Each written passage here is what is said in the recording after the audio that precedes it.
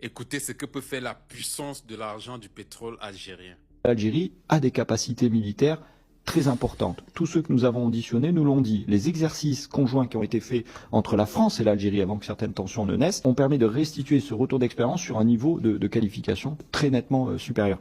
Et ce qui se passe dans le réarmement et cette course à l'armement entre les deux pays qui sont les plus tendus, qui ont les relations les plus tendues, à savoir le Maroc et l'Algérie, montre quand même un gros déséquilibre, avec une Algérie qui est une grande puissance et un Maroc qui ne pourra, malgré tous ces efforts que l'on voit, ne pas arriver au niveau où est l'Algérie aujourd'hui.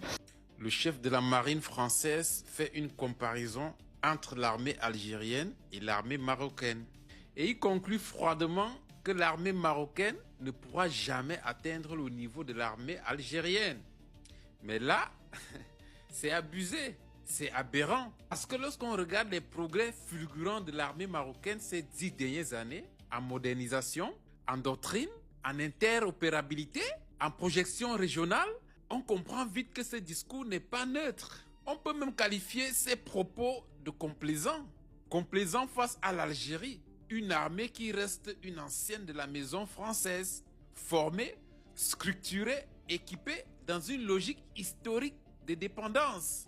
Mais le Maroc aujourd'hui, c'est autre chose. Des partenaires multiples, des standards de l'OTAN, des capacités aériennes navales, cyber, drones, en pleine montée en puissance. Alors, dire qu'elle n'atteindra jamais le niveau algérien, ce n'est plus une analyse militaire, c'est une posture politique, un biais historique, un héritage mal digéré et surtout, une grave erreur de lecture stratégique.